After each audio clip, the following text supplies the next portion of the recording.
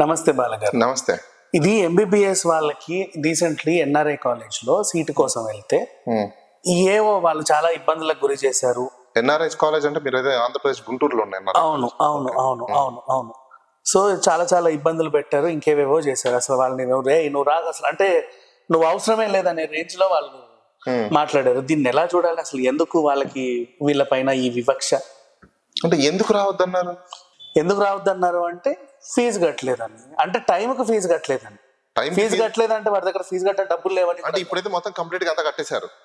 Time కట్టలేదని. Time కి కట్టలేదు కానీ డబ్బులు అయితే ఇప్పటికి కట్టేసి ఉన్నాయి డబ్బులు కట్టేస్తున్నారు. నువ్వు వద్దంటున్నావు, తీసుకోవట్లేదు అసలు ఇక్కడ.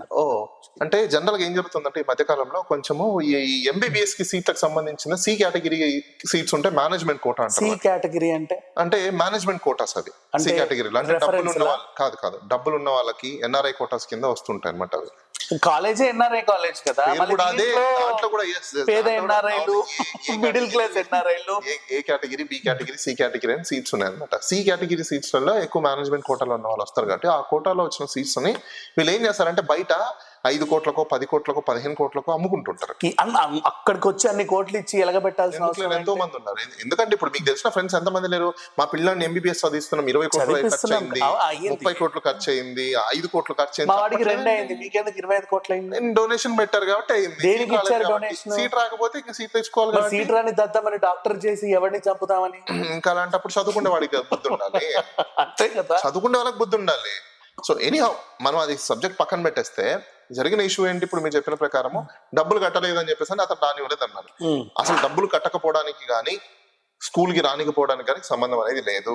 అందరు తెలుసుకోవాల్సింది ఏంటంటే ఎంబీబీఎస్ చదివే ప్రతి ఒక్కరు కూడా మీరు గమనించాల్సింది, మీ ఇయర్ అకాడమిక్ అయిపోయే లోపల అంటే ఫస్ట్ ఇయర్ నుంచి ఫైనల్ ఇయర్ వరకు ఫీజు స్ట్రక్చర్ ఏదైతే ఉంటుందో ఆ డ్యూరేషన్ లో మీరు ఎప్పుడైనా పే చేసుకోవచ్చు. మీకు ఎన్ని సంవత్సరాలు మీకు ఆ ఇన్స్టిట్యూట్ కి ఉన్న కండిషన్స్ ని బేస్ చేసుకొని, మీ యొక్క అమికబుల్ సిచ్యువేషన్స్ ని బేస్ చేసుకొని ఒక రోజు వెనక ముందు కామన్ గా జరుగుతుంటది, నో డౌట్.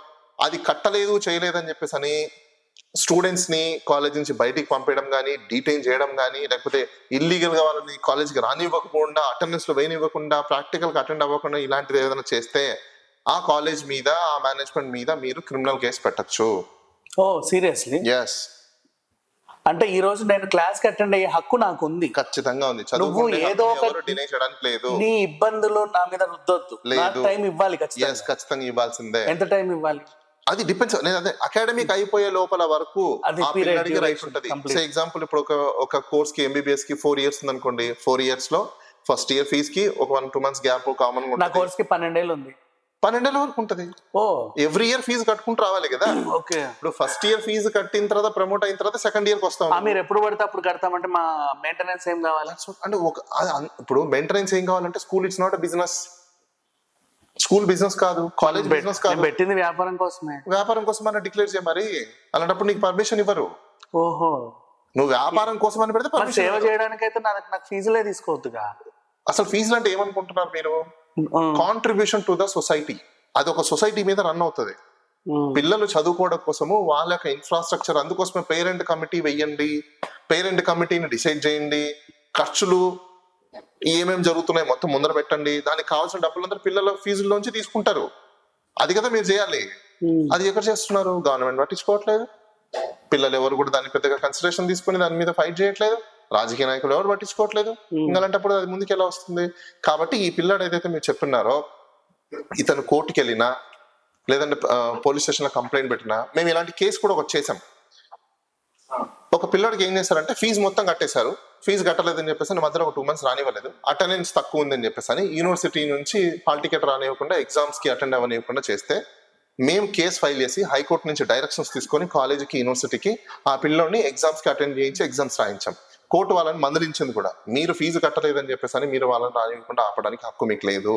మీకు ఫీజు రాకపోతే మీరు ఫీజును మాత్రమే మీరు కలెక్ట్ చేసుకోవాలి, వాళ్ళ పేరెంట్స్ తో మాత్రమే మీరు డీలింగ్ ఉండాలి తప్ప వాళ్ళ తప్పుల వల్ల పిల్లల్ని మీరు పనిష్ చేయడానికి రైట్ మీకు లేదు. ఇలా చేస్తే ఇంకోసారి మీ మీద క్రిమినల్ యాక్షన్ తీసుకోవాల్సి ఉంటుందని చెప్పేసి కోర్టు కూడా వాళ్ళని మందలించింది. ఇప్పుడు కాలేజ్ తరఫున నేను మాట్లాడతాను. నువ్వు ఎన్ఆర్ఐ కాలేజ్ లో వేసావు, టైం కి ఫీజు ఎందుకు కట్టట్లేదు? డబ్బులు ఉంటే ఎందుకు కట్టడం? మరి అలాంటప్పుడు ఆ కాలేజ్ లో జాయిన్ చేసి వాడిని ఎందుకు ఇబ్బంది పెట్టడం? ఇప్పుడు జాయిన్ అయినప్పుడు డబ్బులు ఉన్నాయి, జాయిన్ అయినప్పుడు వినండి, తర్వాత రూల్స్ రెగ్యులేషన్స్ గుర్తొస్తాయి. వినండి, ఇప్పుడు కోవిడ్ వచ్చింది, ఎవరైనా అనుకున్నారా? కోవిడ్ వచ్చినప్పుడు అందరి దగ్గర 100 కోట్లు ప్రాపర్టీస్ ఉన్నాయి, క్యాష్ లేదు, నువ్వు ఇప్పుడు నాకు కట్టు, క్యాష్ లేదు, నాకేం సంబంధం అంటే అయిద్దా? అట్లనే ఫైనాన్షియల్ సిచ్యువేషన్స్ అనేది ఎప్పుడైనా కూడా అప్ అండ్ డౌన్ అనేది కామన్ గా ఉంటది. దానికే ఏమంటారో తెలుసా, mind application and human activities అంటారు. నువ్వు జాయిన్ అయ్యేటప్పుడు మా వాడి కరెక్ట్, జాయిన్ అయ్యాక రూల్ ప్రకారంగా నువ్వు ఇలా అనొద్దు మా అబ్బాయిని ఖచ్చితంగా అంటారు. అంటే ఇప్పుడు మీకు డబ్బులు కట్టకుండా ఏమైనా ఉంటారా? మీకు డబ్బులు కట్టకుండా ఉంటారా? కాకపోతే టైమింగ్ కి కట్టలేరు, అంతే కదా. వెనక ముందు వెనక కడతారు, అవునా? నీ ఇన్స్టిట్యూట్ లో నువ్వు కూడా జీతాలు ఇవ్వాలి, మిగతావన్నీ చేసుకోవాలి, ఎవరు కాదని చెప్పరు కదా. ఒకవేళ నీకేదైనా ఇబ్బందులు జరిగి డబ్బులు లేకనో ఇంకోటో నువ్వు జీతాలు లేటుకి ఇస్తే మీ ఎంప్లాయీస్ గమ్మున ఉండట్లే? గమ్మున ఉంటున్నారు కదా, ఉండకుండా ఏం లేరు కదా. నీ వెండార్స్ కి నువ్వు పేమెంట్ లేట్ చేసినప్పుడు వెండార్ కూడా గమ్మున ఉంటున్నారు కదా. మరి అంటే నీకో న్యాయమో పిల్లలకో న్యాయం. ఓకే సరే, ఇప్పుడు దీన్ని నేను ఇంకో కోణంలో అడుగుతా. అప్పు తీసుకున్నాడు కట్టాలిగా, ఫర్ ఎగ్జాంపుల్ టైం కి. వేధిస్తున్నారు అప్పులోళ్ళు వేధిస్తున్నారని ఆత్మహత్యలు చేసుకుంటున్నారు. కరెక్ట్. మరి అలా ఎలా? వాడు వేధించట్లన్నీ, నా డబ్బులు నాకు ఇరాని అడిగితే నీకు వేధింపు, నీకు అవసరం ఉన్నప్పుడు మాత్రం డబ్బు అవసరం. అందుకోసమే మీరు లోన్ ఇచ్చేటప్పుడు, ఎవరికైనా హ్యాండ్ లోన్ ఇచ్చేటప్పుడు పర్పస్ తెలియకుండా ఇవ్వకూడదు. ఓకే, ఇది వీళ్ళ తప్పు. పర్పస్ లేని పర్పస్ కి ఇస్తే మాత్రము అతను మీరు వేధిస్తే వేధింపులే అవుతాయి. పర్పస్ మాకెందుకు, నువ్వు అవసరం అంటే కాదు. లా ప్రకారంగా మీరు లోన్ అనేది పర్పస్ఫుల్ అయి ఉండాలి. చెప్పాడు. ఆ పర్పస్ ఫుల్ఫిల్ అయిందా లేదా కూడా చెక్ చేసుకున్న బాధ్యత కూడా నీదే, తెలుసా మీకు ఆ విషయము? మీ ఫ్రెండ్ వచ్చి మీ దగ్గర నీ కెమెరా కొనుక్కోవాలి విజ్ఞాన్ గారు, ఆ కెమెరా ద్వారా నేను ఈ పనులని చేసుకోవాలని అన్నప్పుడు మీరు సాటిస్ఫై అయ్యి ఆ కండిషన్ మీద లోన్ ఇస్తారు, ₹1,00,000 ఇస్తావు. అప్పుడు ఇచ్చినప్పుడు అతను అది కాకుండా అది చేయకుండా చేస్తే మీరు అప్పుడు చీటింగ్ కంప్లైంట్ పెట్టచ్చు అతని మీద. దాని బదులు యాక్టివా కొన్నాడు, అప్పుడు చీటింగ్ కంప్లైంట్ పెట్టాలి. మీరు చీటింగ్ కంప్లైంట్ పెట్టేసి మొత్తం దాన్ని రికవరీ చేసుకోవచ్చు. ఏదో ఒకటి కొన్నాడు, నాకు 3 నెలలు అయితే 10,000 ఇచ్చారు, తర్వాత అదేనండి నేను అనేది. అది మోసమే కదా అంటున్నా. ఇప్పుడు బ్యాంకుల్లో రాజకీయ నాయకులు చేసేదంతా అదే కదా. ఎంపీలు, ఎమ్మెల్యేలు వీళ్ళందరూ చేసే పనులు ఏంటి? బ్యాంక్ లో చెప్పి ఒక చోట లోన్ తీసుకుంటాయి. ఇప్పుడు నీ దగ్గరకు వస్తున్నా మళ్ళీ ఎన్ఆర్ఐ మేనేజ్మెంట్ కూడా ఆడికి కెపాసిటీ ఉందా లేదా అని తెలిసి సీట్లు ఇస్తే ఈ ప్రాబ్లం ఉండదు. అలా చూడడానికి లేదు, ఎందుకంటే చదువు అనేది మన భారతదేశంలో వ్యాపారం కాదు. మళ్ళీ ఇక్కడికి వస్తారే, చదువు అనేది వ్యాపారం కాదు. నేను పెట్టుకుంది బిజినెస్ కోసమే స్కూల్. మరి ఆ మొక్క చెప్పేస్తే క్యాన్సిల్ చేసేస్తారు, మిమ్మల్ని తీసేసి వేరే వాళ్ళని పెడతారు, అక్కడ లైసెన్స్ వేరే వాడికి ఇస్తారు, వేరే కాలేజ్ వచ్చింది. ఫీజులు తీసుకోవద్దు కదా, నేను జీతాలు ఇచ్చుకోవాలి, మెయింటైన్ చేయాలి. దానికోసమే మీరు ఫీజులు తీసుకోవాలి, ఎక్స్పెన్సెస్ కి మాత్రమే ఉండాలి. మీరు ప్రాఫిట్ల కోసం కాదు. It is not a profit making organization. It's very simple. It is a society. Okay, if you have a deferred funds, నేను కంప్యూటర్ క్లాస్ రెనోవేట్ చేద్దాం అనుకున్నా, డబ్బులు కావాలి, డొనేషన్స్ కి వెళ్ళు, అడుక్కో. సొసైటీ ఆబ్జెక్ట్ ఏంటి? నేను అడుక్కొని ఖర్చు పెడతానని అర్థము. దెన్ నీ ఆబ్జెక్ట్ లో నువ్వే కదా రాసుకున్నావు, రిజిస్ట్రేషన్ కూడా చేసుకున్నావు కదా సొసైటీ యాక్ట్ ప్రకారము. మరి నీకు రిజిస్ట్రేషన్ చేసుకున్నప్పుడు ఆబ్జెక్ట్ రాసుకున్నప్పుడు లేని నొప్పి ఈ రోజు వచ్చిందా? సేమ్ అట్లాగే వీడికో ఫీలింగ్ అనేది ఉంటుంది. ఏనా సీటు కోసం అయితే ఎన్నెన్ని కథలు పడ్డావు, ఇప్పుడు ఫీజు అడిగితే మాత్రం రూలు రెగ్యులేషన్ అది కట్టను అని అంటున్నారా పిల్లలు? అన్నట్లా కానీ కట్టి చావట్లేదే. ఎండ్ ఆఫ్ ద డే కడుతున్నారు కదా, ఎప్పుడోసారి వెనకో ముందో వెనకో కడుతున్నారు కదా. కట్టకుండా ఇప్పుడు నువ్వు ఒకవేళ చదువు ఆపేస్తే ఈ చదువు పోయిన టైము, భవిష్యత్తు, వాడి మెంటల్ అగోని, పెయిన్ ఇవన్నీ నువ్వు తీసుకురాగలుగుతావా? తెలియము, బట్ ఆఫ్ కోర్స్ వాళ్ళు కూడా ప్రిపేర్ అయ్యి. ఇప్పుడు సపోజ్ నువ్వు మేనేజ్మెంట్, నాకు కూడా అదే ప్రాబ్లమ్స్ ఉంటాయో చేయకు. నువ్వు నిన్ను ఎవడు పెట్టమన్నాడు కాలేజ్? నిన్ను ఎవడు కాలేజ్ పెట్టమన్నాడు? మేము పెట్టమనమా? నువ్వే కదా ఎగేసుకుని పరిగెత్తుకుంటూ బైలాస్ రాసుకొని సొసైటీని రిజిస్ట్రేషన్ చేసుకున్నావు. ఇంకో ఎగ్జాంపుల్, సొసైటీ నువ్వు కదా రిజిస్ట్రేషన్ చేసుకుంది, నేను చేసుకోమని చెప్పామా? అదే ఇంకో ఎగ్జాంపుల్ మేము చెప్పామా? ఇప్పుడు చెప్పిన దానికి ఎవరు చేసుకోమన్నాడు? మేము చెప్పామా? అర్థమైంది. దానికి అలాంటప్పుడు నువ్వు చేసుకున్నప్పుడు నువ్వు నోరు మూసుకొని నీ బైలాస్ నువ్వు ఫాలో అవ్వాలి. అవుతా మరి అవ్వకుండా ఇప్పుడు నువ్వేమంటావు? నీకు మనోభావాలు దెబ్బతింటున్నాయి, నాకు పెయిన్స్ ఉంటున్నాయి, నాకు ఇది ఉంటుంది, నాకు మనసు ఉంటుంది అని అంటున్నావు. ఆ స్టూడెంట్ నీకు చేత కాదా? వదిలేయి. ఇప్పుడు దాని ఎగ్జాంపుల్ ఏంటంటే, నువ్వు తిరుపతి వెళ్తున్నావు, టికెట్ల మందమే డబ్బులు పెట్టుకొని అక్కడికి వెళ్ళి అడుక్కు తింటావా? ఒక 5,000 ఎక్స్ట్రా పెట్టుకొని వెళ్తావు కదా. పిల్లని జాయిన్ చేసేటప్పుడు కూడా కొంచెం అడిషనల్ గా పెట్టుకొని, ఎప్పుడు ఏ ఫీజు అవసరం వస్తుందో, ఎప్పుడు ఏ పుస్తకాలు అవసరం అనుకోని కదా నువ్వు జాయిన్ చేయాలి. టైంకి ₹10 కదా వాడినందులో దోసేసి వాడు రిటర్న్ టికెట్ ఇవ్వకుండా అక్కడ అడుక్కో తిను అని వేధిస్తే ఎలా? తప్పు కదా. అలా అని నువ్వు రైల్వే డిపార్ట్మెంట్ మీద నేను- కొట్లాడతావా? నేను అందుకే- అలాంటప్పుడు నన్ను ఎందుకురా తీసుకొచ్చావు, నన్ను రిటర్న్ దింపు నువ్వు అని రైల్వే మీద కొట్లాడతావా? రైల్వే డిపార్ట్మెంట్ వేరు, ఇది వేరు. అక్కడ ఏ మీరు డిపార్ట్మెంట్ జర్నీ అయినా చేస్తున్నారు. సిచ్యువేషన్ ఒకటే. అక్కడ మీరు జర్నీ ఎట్లా సిచ్యువేషన్ ఒకటే? బికాజ్ మనం ఏ పనైనా చేసేటప్పుడు ఎలా అవుతుంది అక్కడ మీ జర్నీ? No, whatever, నేను అనేది- ఇప్పుడు జర్నీ ఇవాళ కాక రేపు చేస్తావు, పోయేది ఏ పనైనా చేసేటప్పుడు బ్యాకప్ పెట్టుకోవాలి కదా ఎవరు అంటున్నా. చెప్పారు బ్యాకప్ పెట్టుకోవాలని చెప్పేసి అని? తప్పది. మీరు నిజంగా బ్యాకప్ పెట్టుకోవాలనుకుంటే భారతదేశంలో ఉన్న మొత్తము సంపదని, ప్రకృతి సంపదని బ్యాకప్ లో ఉంచుకొని ఉండాలి కదా. మరి ఎందుకు లేము? సొసైటీ ఎందుకు లేదు? జాయిన్ అయ్యేటప్పుడు మరి తల్లిదండ్రులు ఎందుకు నేర్పించలేదు? మరి సొసైటీ ఎందుకు అన్ని ఎడ్యుకేషన్ స్కూల్లో జాయిన్ అయ్యేటప్పుడు మాత్రం ఇది చెప్పరు. స్కూల్ రైట్ అది నాది.